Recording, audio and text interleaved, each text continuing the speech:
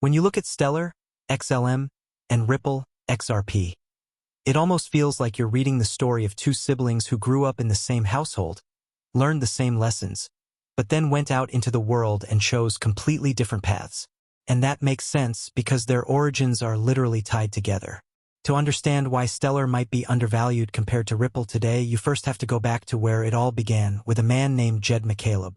Jed is one of those figures in crypto history who doesn't get as much spotlight as Vitalik Buterin or Satoshi Nakamoto, but his fingerprints are all over the industry. Before Stellar ever existed, McCaleb was already a pioneer. He created MTGOX, the very first major Bitcoin exchange, which at one point handled over 70% of all Bitcoin trades. Yes, the same MTGOX that later became infamous for its massive hack. Jed had sold it long before that disaster, but it's a reminder of how early he was in shaping the crypto landscape. After MTGOX, Jed shifted his focus to building something new, Ripple. In 2012, he co-founded Ripple Labs alongside Chris Larsen. The vision was bold. Use blockchain technology, or rather, a distributed ledger protocol, to disrupt global payments. The core idea was that the current system of cross-border money transfers was broken, too slow, too expensive, and far too dependent on outdated infrastructure like SWIFT. Ripple's solution was the XRP ledger, a fast, low-cost, decentralized system that banks and financial institutions could plug into. On paper, this sounded revolutionary, and in many ways it was. But there was a problem, or rather, a philosophical divide. Jed McCaleb's vision wasn't just about helping banks move money more efficiently. He wanted to create a system that could bring financial access to everyday people, especially the billions worldwide who were unbanked or underserved by traditional finance. Ripple, however, leaned more heavily toward an institutional-first strategy, working with big banks, payment providers, and enterprises. That made sense from a business perspective, but it wasn't quite aligned with Jed's more humanitarian vision. The tension grew. By 2013 to 2014, McCaleb decided he couldn't stay on the Ripple path any longer. So he left, and in 2014, he founded Stellar, a blockchain that carried over many of Ripple's core technical principles, but pointed them in a completely different direction. Here's the fascinating part. Both Ripple and Stellar use consensus mechanisms that are distinct from Bitcoin's proof of work or Ethereum's newer proof of stake. They're designed for speed, low cost, and scalability in payments. That shared DNA is why people often lump them together. But from day one, Stellar's mission diverged. Instead of chasing partnerships with major banks, Stellar was built to empower NGOs, local businesses, remittance providers, and ultimately the everyday person trying to send money across borders. Think of it this way. Ripple wanted to fix the plumbing for big skyscrapers, the financial giants. Stellar wanted to build wells and water systems for small villages, the underserved populations who needed access most. Of course, when Stellar launched, people immediately noticed the similarities to Ripple. Some even accused McCaleb of copying Ripple's model.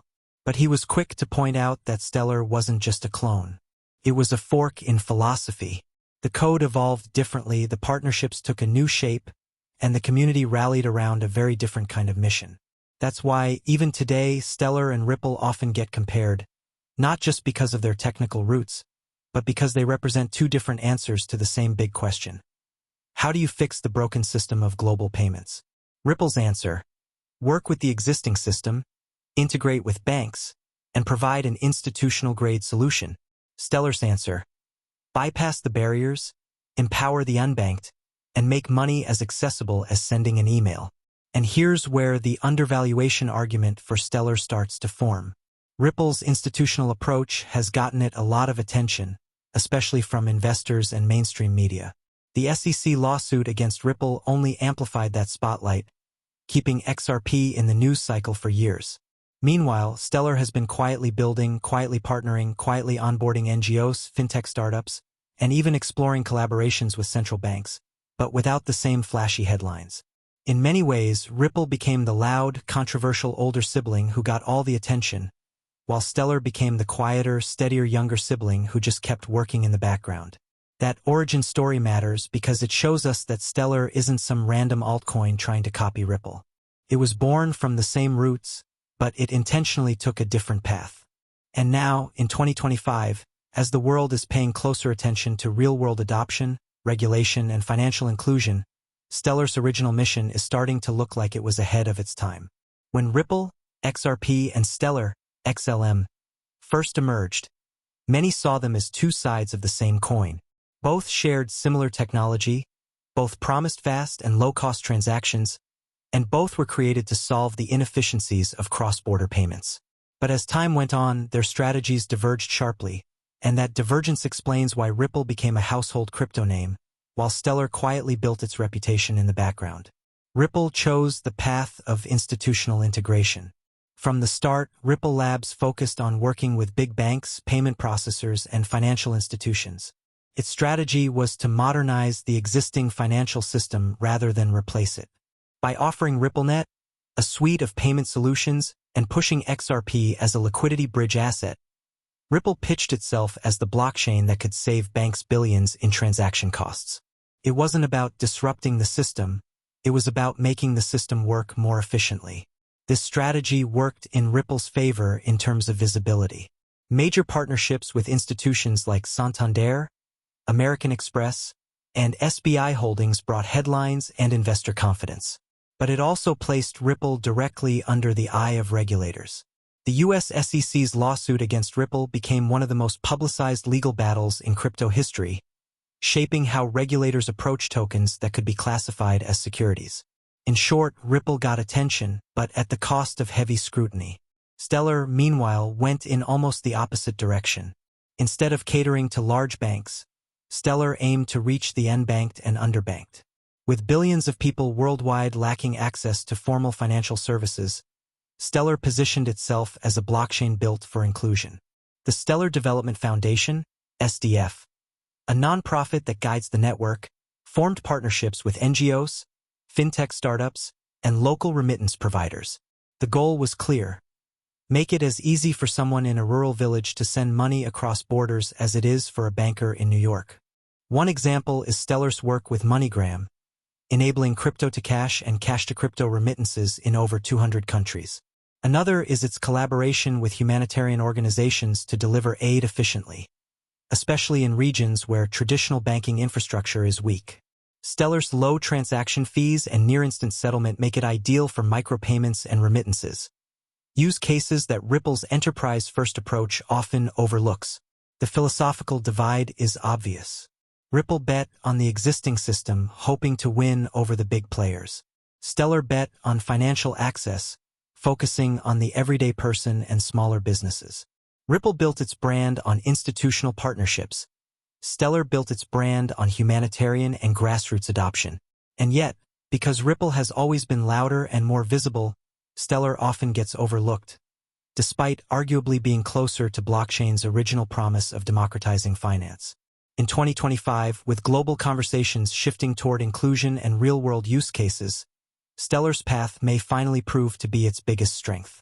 In crypto history, few legal battles have captured as much attention as the SEC versus Ripple lawsuit. When the U.S. Securities and Exchange Commission filed charges against Ripple Labs in December 2020, alleging that XRP was an unregistered security, the case sent shockwaves across the industry.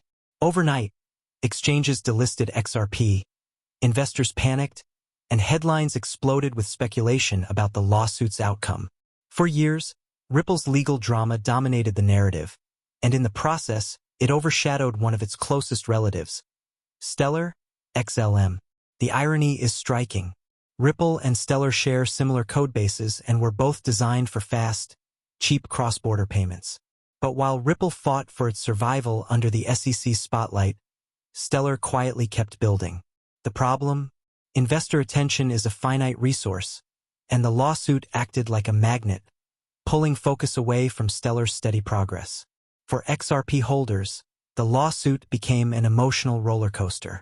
Each new court filing, each small win or setback, triggered wild price swings and constant social media buzz. XRP wasn't just a cryptocurrency anymore. It became a symbol of crypto's fight against regulatory overreach. In contrast, Stellar rarely made mainstream headlines. Its partnerships with NGOs, fintech platforms, and payment providers didn't carry the same drama or clickbait potential.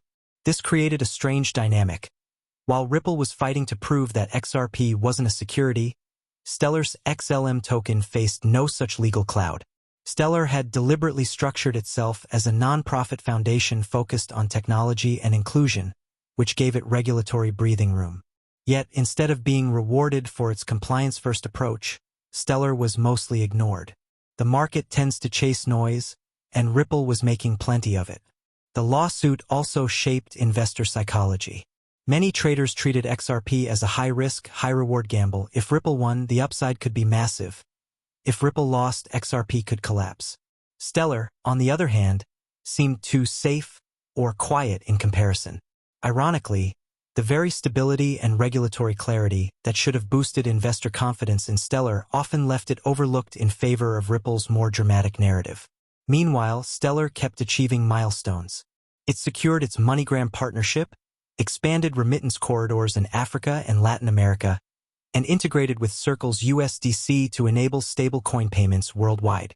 These were not small wins. They were the kind of real-world adoption signals that investors often say they want.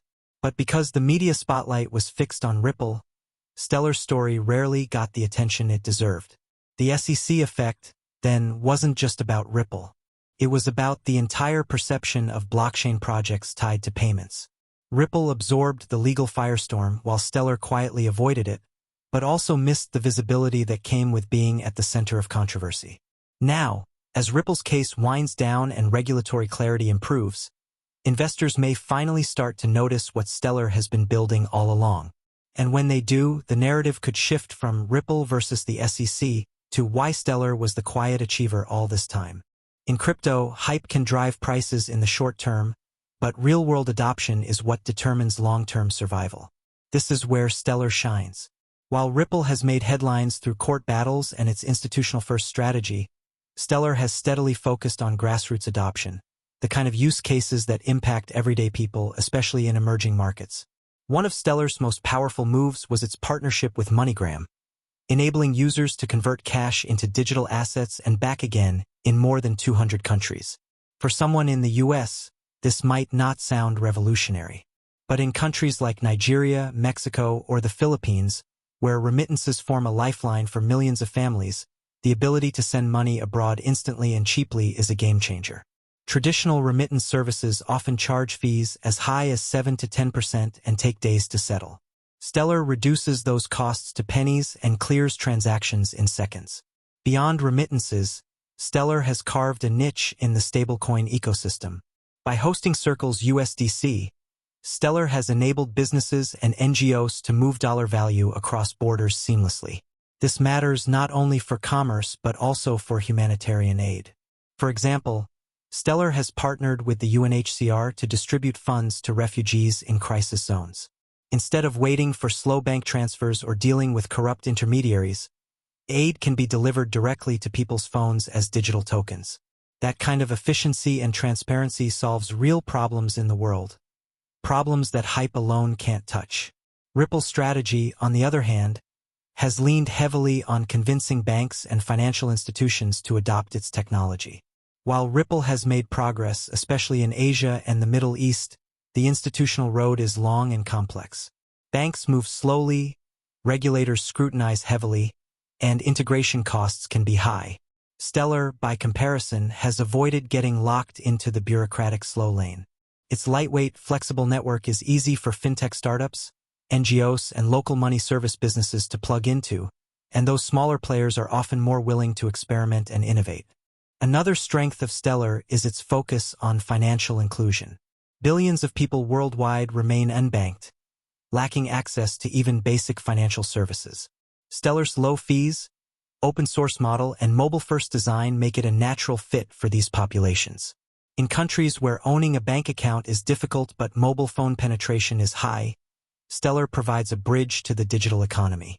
It's not just about speculation or institutional adoption. It's about solving real human needs. In the long run, hype fades, court battles end, price charts go up and down. What remains are the networks that actually get used. Stellar has built itself around utility first, speculation second.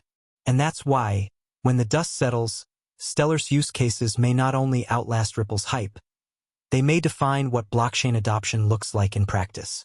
At the end of the day, comparing Stellar and Ripple isn't about dismissing one and glorifying the other. Both are giants in their own right. Ripple built its reputation chasing banks and institutional corridors, while Stellar quietly focused on accessibility, speed, and inclusion. But as we step deeper into 2025, the narrative feels like it's shifting.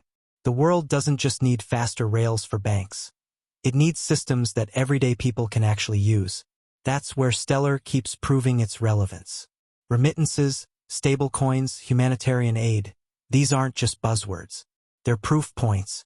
They show that Stellar is solving problems today, not waiting on regulatory green lights or billion-dollar integrations tomorrow. And in a bull market, that kind of real-world traction tends to get recognized, often faster than most expect. So here's the big question.